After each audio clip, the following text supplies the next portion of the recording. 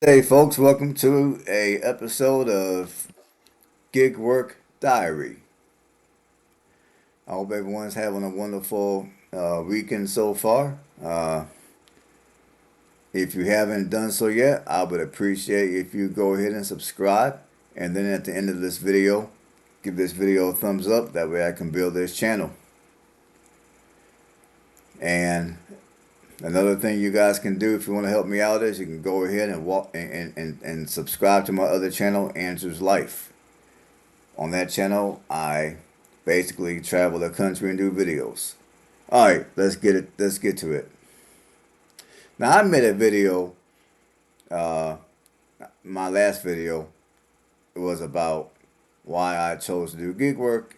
On that video, I kind of went in a little bit on some of the realities of gig work. On this video, I'm gonna go into that a little more in depth. Now, here's some more reasons why before you get into gig work, these are some more things that you need to consider uh, before going into gig work. Other than the basics that I covered on my last video, such as wear and tear on your car and the extra money you have to pay for gas and all that type of stuff. Now, let's see. I don't even know where to start. Let's start with the money.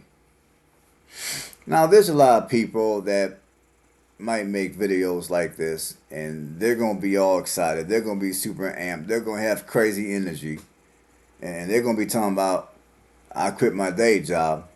I got sick and tired of my job. I hated my job. It had no meaning. Whatever, whatever."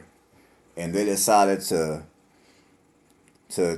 do either DoorDash, Grubhub, or maybe they decided to work the Spark app, or they may have decided to do a combination of all those type of deals, including maybe a YouTube channel, kind of like what I'm doing right now. But I I'm on. I mean, for starters, here's the reality. Like when it comes to making a YouTube channel, I mean, I know. I mean, yeah, when it comes to making a YouTube channel, here's the reality. You're not gonna. I mean, just because you make a video and you upload it, you're not gonna immediately make money. You're not. I mean, depending. I can't even give you a time of exactly how long it's gonna take for you to make your. How long it's gonna take for you to get your first check. I mean, basically, the way it goes to YouTube is you have to have a minimum of 10,000 watching. You have to have a minimum of 10,000. I forgot whether it was 10,000 views or 10,000 watching hours. I forgot. But there's like a minimal threshold that you have to meet before you get your first check from YouTube. And typically, the way YouTube works is they're going to pay you every $100. So if you made less than $100, from what I understand, they're going to hold that money until you make $100 or more, and then they'll put that check into your account. So as far as the YouTube guidelines, I can't remember exactly what they were. My apologies, but if you want to make a YouTube channel, you can research that on your own. And secondly, when it comes to doing gig work, which is really what this channel is about, like I'm gonna give you some examples. Like now, I have worked. Now so far, I have worked two apps. I've done DoorDash. I still do DoorDash. I've also done Instacart.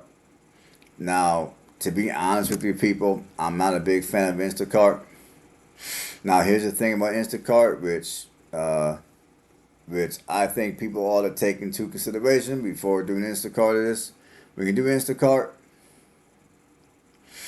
you might go in, they might tell you, okay, you got let's say 30 items that you need to go pick up, and they're going to pay you $30 for that particular order.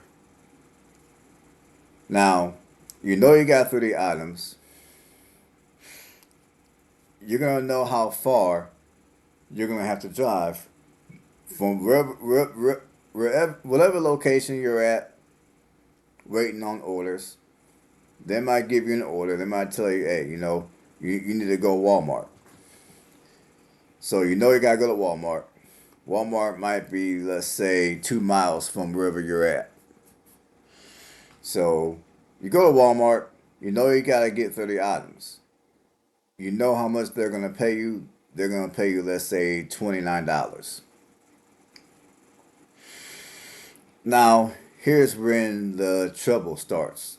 Potentially, you're in the store, and let's say you're supposed to get a specific brand of peanut butter.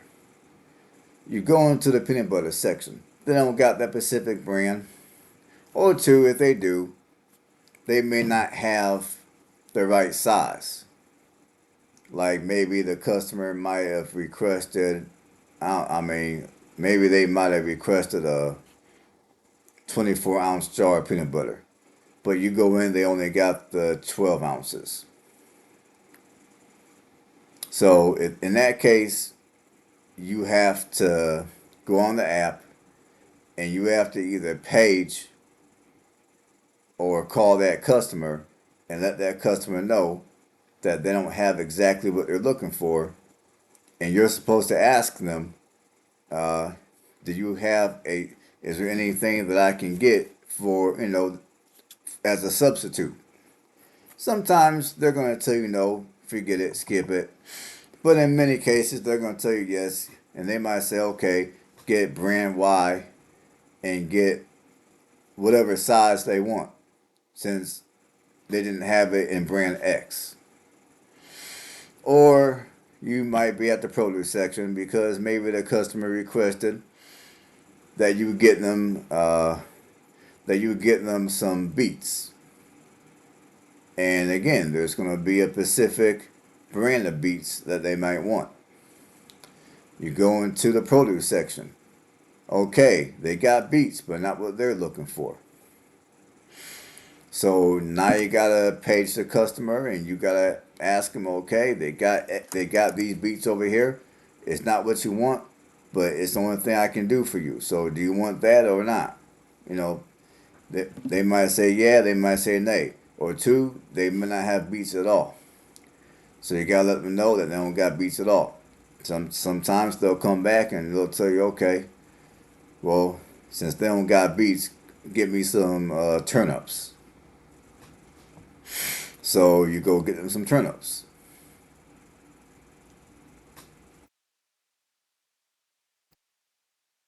So that's trouble number one, in my opinion, when it comes to working apps like Instacart. Like if they don't have what the customer requests, then you gotta go through the trouble of texting that customer and then wait for the customer to respond back. And then once you get everything you need, you go through checkout, which, you know, you go through checkout. Now, if you're working a day where it's real busy, or if something happens at the register to where checkout takes longer than it should for yourself or for customers before you, basically you might be leaving the store a half hour later. And then when you jump into your vehicle, you got to deliver this stuff, obviously. So if you get lucky, maybe the customer might be 5 minutes away from the store. If you don't get lucky, and you get some customer that lives out in the country, they live out in the sticks, they might be 15 minutes away from the store. So that means you got to drive 15 minutes to where they're at. Then you're going to have to drive 15 minutes back to your zone. Because most likely, you're going to be out your zone at that point. So you're going to drive. So basically, you got to drive a half hour. Plus, it took you a half hour to do your shopping and check everything out. So now you're looking at an hour worth of work. Now some of you guys might say, okay, that's $30 an hour, but you also got to take into consideration the wear and tear on your vehicle and the gas that you had to burn making that half-hour trip. And in a nutshell, that's some of the troubles that you can expect when working apps like Grubhub. I mean, not Grubhub, but Instacart. Now, well, let's talk about DoorDash, my favorite one. And now some of this I've been through before, and in fact, some of this I've been through the last couple of days. Now, when you do DoorDash, I mean, again, you'll get an order, and they might say, go to McDonald's. It's 2 minutes away. Okay, that sounds good. 2 minutes ain't no big deal. So you look at the order, and maybe they want 6 items. Okay, whatever, no big deal. You go to the McDonald's. Now, if you're lucky, your order will be ready to go. All you gotta do is grab it and go, and you're good to go. You can make your delivery. But if you go in there and they don't have your stuff ready, guess what? You're gonna have to wait. Now, me personally, if I have to wait, I don't wait no longer than 5 minutes. After 5 minutes, I'm dipping. Because if I wait much longer than 5 minutes, I'm going to lose too much money by sitting around waiting. Because the time that you spend waiting is time that you could have had something delivered and you could have had your new order and you could have been delivering that order and making more money. Because that's how it works when you work DoorDash. If you're not delivering, you're not making no money. Give me 1 second here. I gotta get the door here. All right, sorry about that. I just had to take care of some stuff. But anyways, like I was saying, uh, yeah, like I was saying before. Typically, when it comes to waiting for a delivery, I don't wait no longer than 5 minutes because you wait much longer than 5 minutes, you start losing money.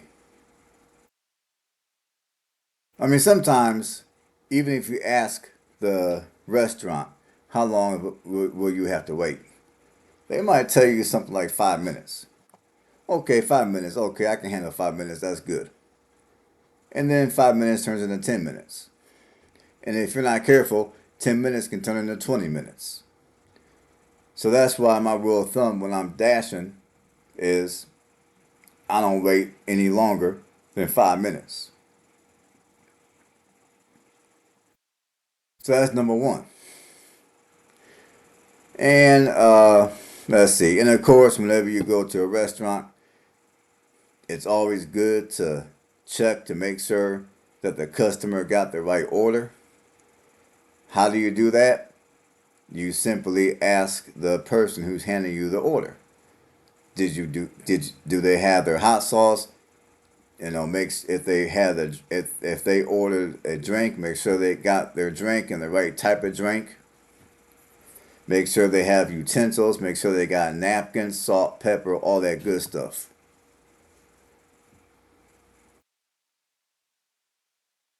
Or sometimes, depending on what restaurant you go to, the bag might have an order number. Make sure that the order number on the bag matches the order number on your phone. Okay, so anyhow, you got all that underway. You got your food. Everything matched. Everything looks good. So now you go to deliver your food.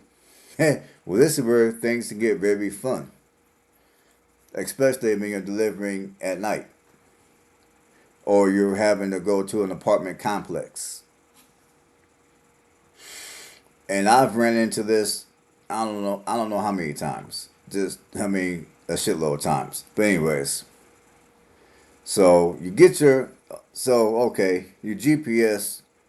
I mean, there's a GPS that's attached to your DoorDash app. So you press the little button where, you know, the little red button that says directions. You press that button, and then directions to the customer's house come up. It's GPSed. So they might say, okay, th- this person's house is going to be, let's say, 15 minutes away. And again, when you get an order, the order might, it might say you're 2 minutes away from, let's say, McDonald's, and you're going to get paid $6. Okay, so far so good. But the part that they hide from you is going to be the part where is going to be the part of how far you're going to have to drive. Like once you get the order and you GPS the person's address, all of a sudden, surprise, surprise, the person's 15 minutes away. Or two, they might be 10 minutes away. But if you're living in an area that has a lot of traffic, or you're delivering during rush hour, rather it be morning or afternoon or evening rush hour, that 10-minute drive might turn into a 15-minute or even a 20-minute drive, depending on what's going on your way to the customer's house. So that's number one. That's one thing that people need to take into consideration when working these delivery apps. Another thing that people need to take into consideration when working these delivery apps, such as DoorDash, is there's also a lot of times where the GPS will GPS you to the wrong address. Like, I'll give you an example. Yesterday, I had a delivery. I was working in Troy, Alabama yesterday, and the address that I was supposed to go to they gave me the wrong address. The actual address was a house over from where I was currently at. You see, the place that the GPS sent me to was basically a green warehouse. So obviously, I called the customer. At first, the customer didn't answer the phone, so I waited a minute. I called the customer again. They answered the phone. I let the customer know that, hey, I am unable to find your address, and I told the customer where I was at. Fortunately, the customer knew the area, because sometimes you get these customers that don't know their area because they're new to the area or they just don't know their area. But fortunately, this customer knew the area.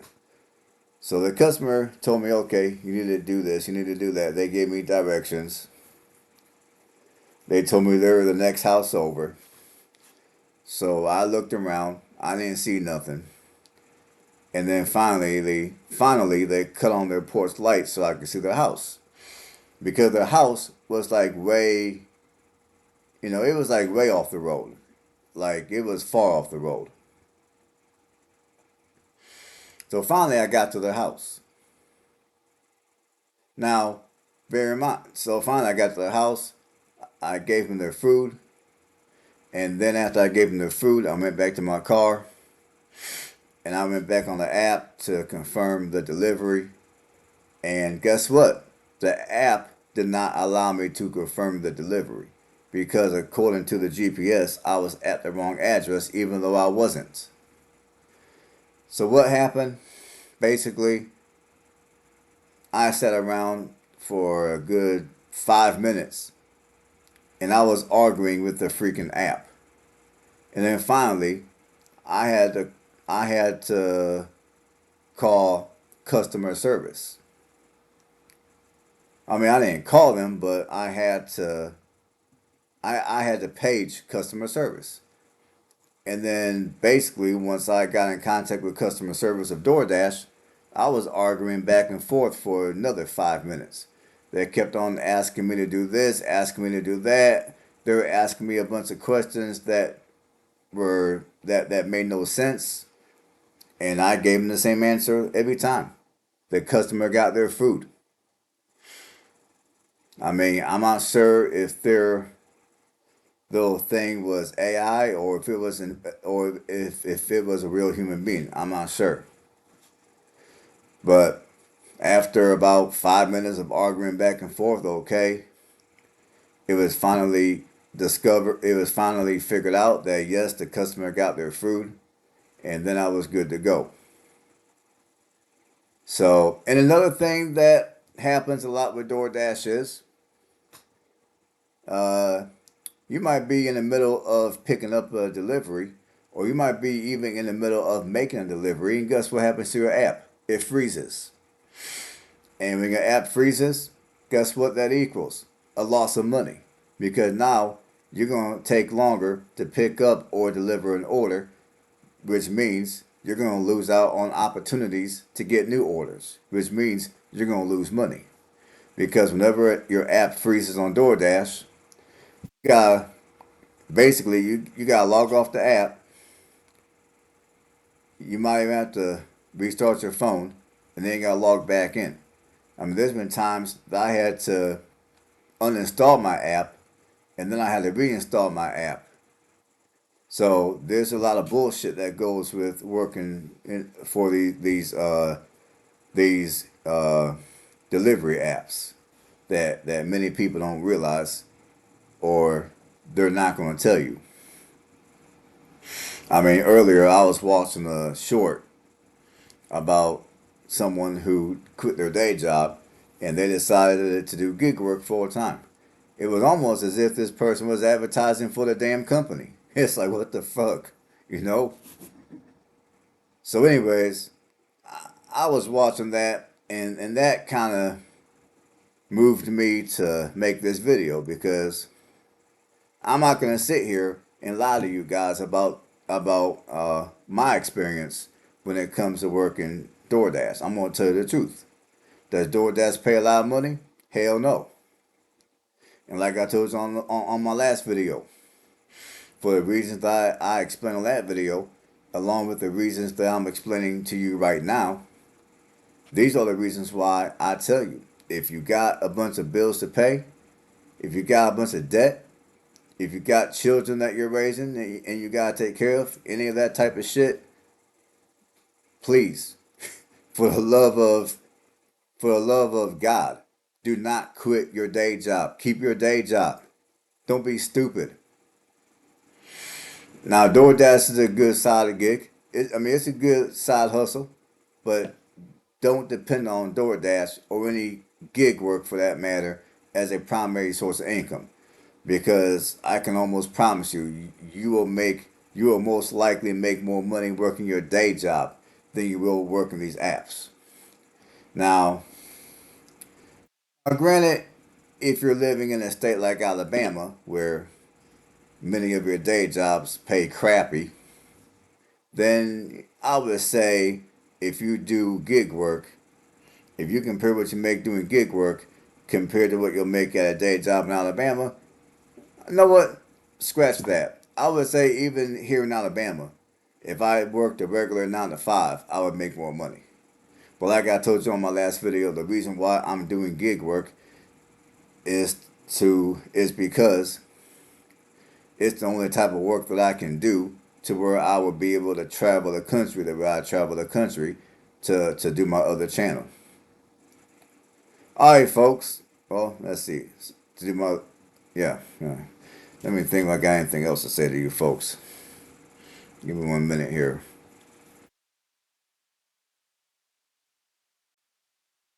Another thing that I want to talk about with you people is uh and I've been through this myself. Let's say you got a delivery and the instructions is to leave the order at the customer's door. Now, if you do that, there's the app is going to instruct you to take a picture, and the app is going to have everything set up to where you can take a picture. In fact, either A, you're going to have to take a picture, or B, you're going to have to click that you delivered the order directly to the customer. Now, I would suggest that you don't lie.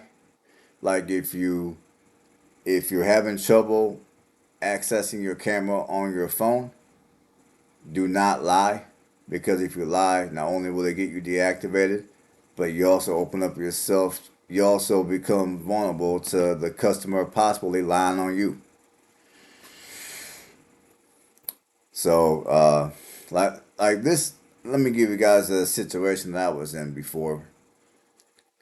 In fact, this happened to me a couple of times.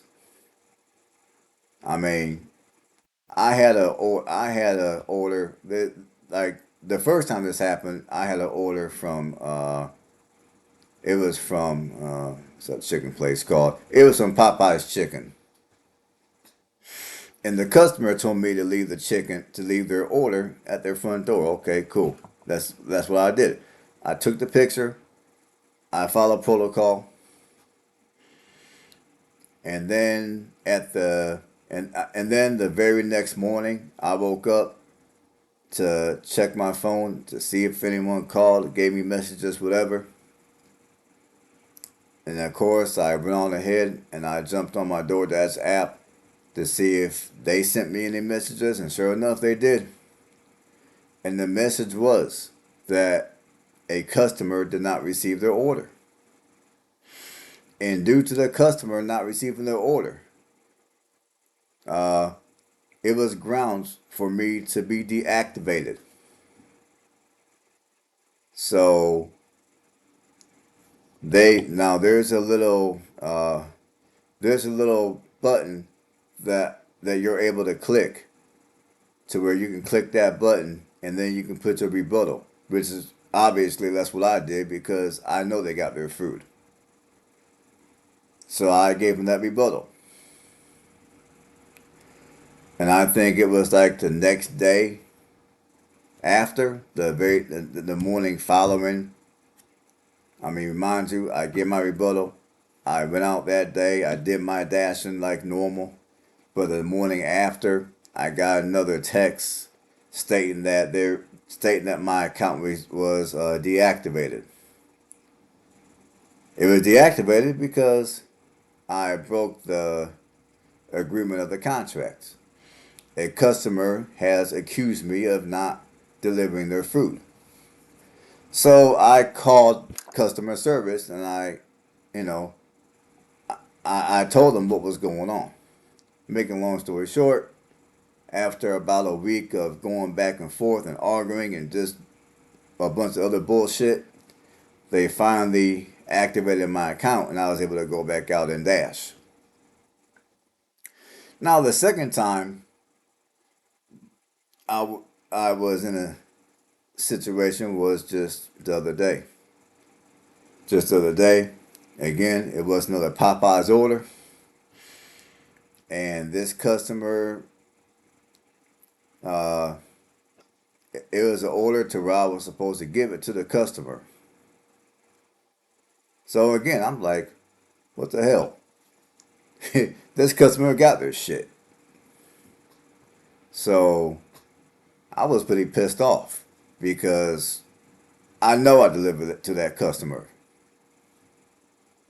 So again, I put my rebuttal in, and to this day, I mean, this was like a couple of days ago, and I have not heard anything further. So I'm gonna assume and hope that they got to the bottom of everything. But I tell you this just to share with you folks of all the bullshit that a lot of times goes into working a lot of these gig apps. It's not gonna be it's not gonna always be easy peasy. It's gonna be bullshit. It's gonna be wear and tear on your vehicle. It's gonna be a lot of gas consumption. And the money that you make, you're gonna have to deduct taxes out of that money. You gotta pay taxes when you do these type of jobs. I'm pretty sure most of you have enough sense to realize that, but for those of you that don't, yeah, you gotta pay your taxes. And if you don't pay your taxes and you try to be sneaky, yeah, sooner or later you're gonna get caught, and they might hit you up with tax invasion and then lock your ass up. So, hey man, don't fuck with the tax people. All right, folks. That's all I gotta say on this topic. If I think of anything of significance to add to this, I'll just make another video. So y'all have a blessed one. See you on the next one. And don't forget to give this video a thumbs up and subscribe to the channel.